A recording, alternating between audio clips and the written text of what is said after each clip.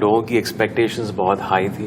Ultimately सब लोगों की जो मेहनत रंग लाई रिलीज के बाद, और मैं बड़ा खुश हूँ। प्रेशर ऑब्वियसली ये था कि एक बड़े फ्रेंचाइज की फिल्म है, there is a huge responsibility of playing the antagonist, तो ये एक थोड़ा सा प्रेशर होता है, लेकिन that's only that much. Artist के लिए बस यही मायने रखता है कि आप एक कैरेक्टर पे काम करते हैं, एक फिल्म बनाते हैं, और वो ऑडियंस की एक्सपेक्टेशंस पे कहीं खरी उतरे। मेरे लिए खुशी की बात यह है कि एक बहुत अच्छा एक्सपीरियंस था मेरा फिल्म पे काम करने का, और लोगों को फिल्म पसंद आ रही है। बहुत सारे फोन्स आ रहे हैं, बहुत सारे मैसेजेस आ रहे हैं, और यही एक उम्मीद थी कि फिल्मों जो आप फिल्म बनाते हैं, जो आप किरदार प्ले करते हैं, एक्सपेक्टेशंस होती हैं, स्पेशली टाइगर जैसा बड़ा ब्रांड, और लोगों की एक्सपेक्टेशंस बहुत हाई थी। उस पर आप एक तरह से खरी उतरी है पूरी जो हमने मेहनत की है, मनीष की जो मेहनत, सलमान, कटरीना, YRF की जो पूरे क्रू ने जो मेहनत की, और 2 साल से शूटिंग चालू है फिल्म की, चालू थी, और उससे पहले भी बहुत बहुत काम किया है प्री प्रोडक्शन में। तो आई थिंक अल्टीमेटली सब लोगों की जो मेहनत रंग लाई रिलीज के बाद, और मैं बड़ा खुश हूँ। तो यही 2 चीज़ें होती है ना, एक तो तारीफ जितनी मिले उतनी कम है, और कलेक्शंस, और वो आपको एक तरह से एक वैलिडेशन देती हैं कि लोग फिल्म को पसंद कर रहे हैं जो अभी मिल रहा है। YRF के साथ फर्स्ट फिल्म है आपकी जी। कैसा एक्सपीरियंस था आपका? बहुत अच्छा एक्सपीरियंस था।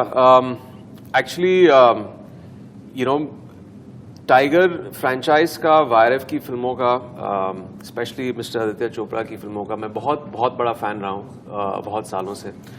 और एज अ एक्टर यही चाहते हैं आप कि आप अच्छे लोगों के साथ काम करें, एक सेटिस्फैक्शन मिलती है, एक सिक्योरिटी मिलती है, क्योंकि आप जानते हैं कि अगर आप YRF की फिल्म कर रहे हैं तो आपको पता है कि प्रेजेंटेशन अच्छा होगा, उसकी कहानी अच्छी होगी,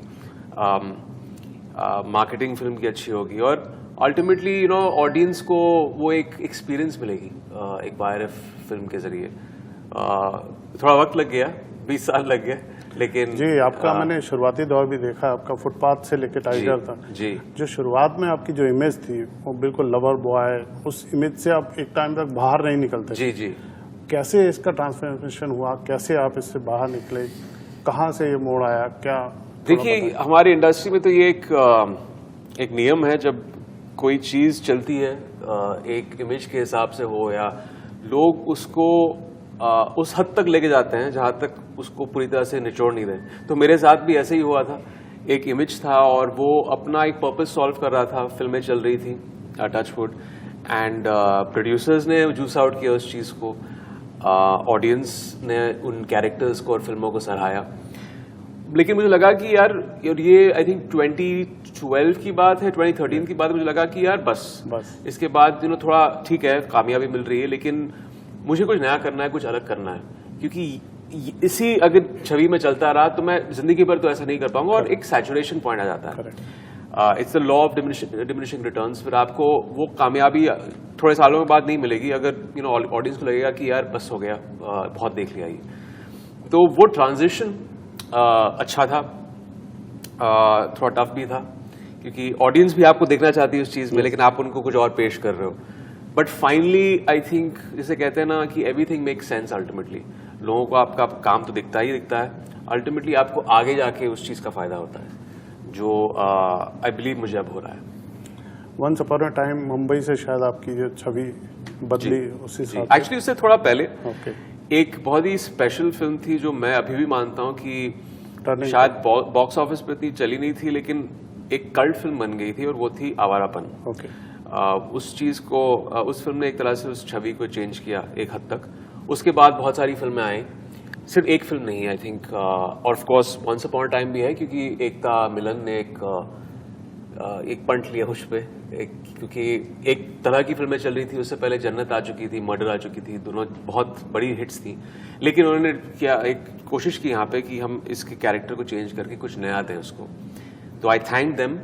वो मेरी पहली आउटसाइड प्रोडक्शन थी जो एक अलग नजरिए से लोगों ने मुझे देखा।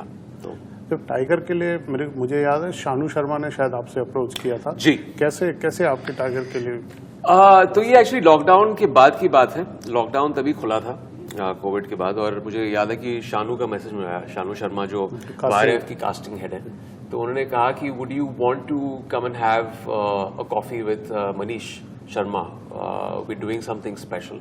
और मैंने मनीष की फिल्में देखी थी, मैं उनका बहुत बड़ा फैन था, सो आई सेड व्हाई नॉट। अगले दिन यहाँ आ गया वाईआरएफ में, और मनीष ने मुझे कहा कि पहले सिर्फ यही चीज कही कि we are looking at casting for the antagonist for the next tiger.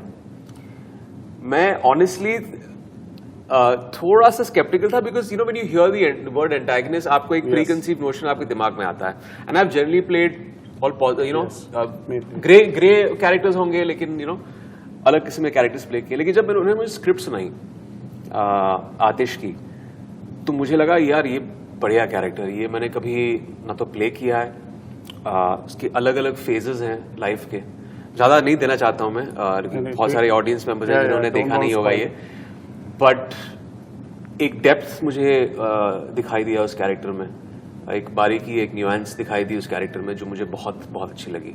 And या उसी वक्त मैंने उसे हाँ कर दिया तभी, और रेस्ट इज हिस्ट्री। कितना प्रेशर होता है जब सलमान खान जैसा सुपरस्टार हो, उसके सामने खड़े होना, इस तरह का रोल प्ले करना, और फिर इस तरह की तारीफें लेना।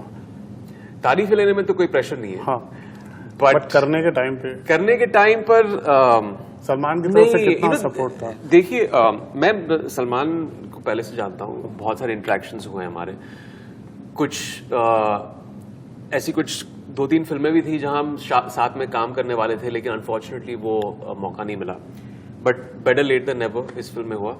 बट वो प्रेशर नहीं था उनके साथ काम करने का, बिकॉज आई न्यू दैट हमारा एक ईज है दोनों का, जब भी हम मिलते हैं, he is very fond of me and I am very fond of him, तो ऐसा कोई इंटिमिडेशन, कोई उस चीज की बात नहीं थी। इंटिमिडेशन तब आपको होती है जब आप आप किसी एक्टर को नहीं जानते हो और आपने उनका काम बहुत सालों से देखा है, और फिर एक इमेज बनाते हो आप उनके दिमाग में। But at the end of the day everyone is sweet, everyone is very very supportive.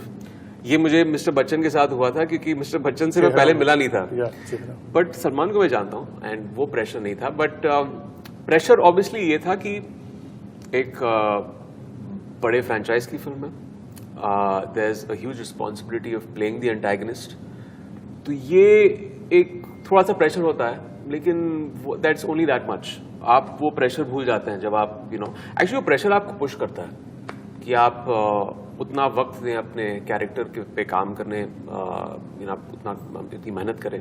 जब प्रेशर नहीं होता है तो फिर आपको पता है कि आप बुरा परफॉर्मेंस देने वाले हो। मैं वो कभी करता नहीं हूँ, मैं हमेशा खुद पे प्रेशर डालता हूँ पहले से। सबसे बेस्ट कॉम्प्लीमेंट कहाँ से मिला अभी तक के आपको? बहुत सारे मिले हैं, फिर भी एक बहुत। आई थिंक एक जो यूनैनिमस चीज है लोगों से सुनने को आ रही थी, वो उन्होंने एक प्री कंसीव नोशन के साथ उन्होंने जाके ये फिल्म देखी, and they came out pleasantly surprised film के साथ, आतिश के कैरेक्टर के साथ, क्योंकि आपके एक नजरिया होता है एंटागनिस्ट को लेकर, लेकिन इस कैरेक्टर के साथ एक पॉइंट ऑफ व्यू भी है, एक आइडियोलॉजी है। वो बुरे काम कर रहा है, लेकिन कहीं ना कहीं आप जानते हैं कि यार इसका एक पास्ट है और शायद अपनी जगह ये सही था। तो वो आई थिंक एक विन है, नॉट जस्ट फॉर मी, जिस तरह स्क्रिप्ट बनाई गई है, जिस तरह लिखी गई है, एंड ऑफ कोर्स वही कि लोगों ने फिल्म को पसंद किया है और कैरेक्टर को पसंद किया है। अंत में मेरा एक दर्शकों की तरफ से शिकायत है आपसे, आप इतना कम काम क्यों करते हो?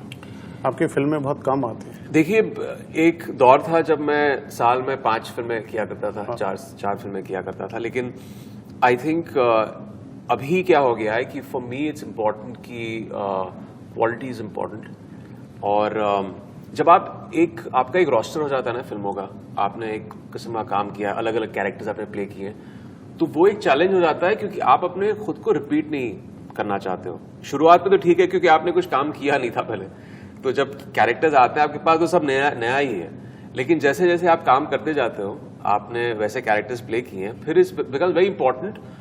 रिजेक्शन ऑल्सो एक चीज होती है जहां आप रिजेक्ट करते हो फिल्मों को, इसलिए नहीं कि वो फिल्में बुरी थी, क्योंकि आपने it's a been there done that, आपने कुछ ऐसा आप कर चुके हो पहले, तो वही है, इसलिए ऐसा है। लेकिन इंशाल्लाह भी बहुत सारे अच्छे प्रोजेक्ट्स हैं, और ऑडियंस जो एक सबैटिकल था सबैटिकल नहीं कहूँगा, सब लोगों के लिए था। कोविड के टाइम पर बहुत Yeah. सारी चीज़ें थोड़ी ऊपर नीचे हो गई थी और बहुत सारी फिल्में रिलीज नहीं हो रही थी। ये लास्ट क्वेश्चन है, 300 करोड़, 400 करोड़, 500 करोड़ कितना मायने रखते हैं एक आर्टिस्ट के लिए? आर्टिस्ट के लिए बस यही मायने रखता है कि आप एक कैरेक्टर पे काम करते हैं, एक फिल्म बनाते हैं और वो ऑडियंस की एक्सपेक्टेशंस पे कहीं खरी उतरे। वो एक चीज़ होती है। देखिए, कलेक्शंस तो किसी के हाथ में नहीं है। आप ऑब्वियसली, लेकिन ऑफ कोर्स जितने लोग जाके देखें थिएटर में उतना अच्छा है, क्योंकि आपको एक वैलिडेशन मिलता है और फिर फिल्म सफल कहलाती है। अल्टीमेटली आपकी जो प्रोग्रेस होती है वो सिर्फ तारीफ से नहीं होती है, बॉक्स ऑफिस से भी होती है। बट उसमें मैं फिगर नहीं डालता हूँ। मेरे लिए खुशी की बात यह है कि एक बहुत अच्छा एक्सपीरियंस था मेरा फिल्म पे काम करने का और लोगों को फिल्म पसंद आ रही है।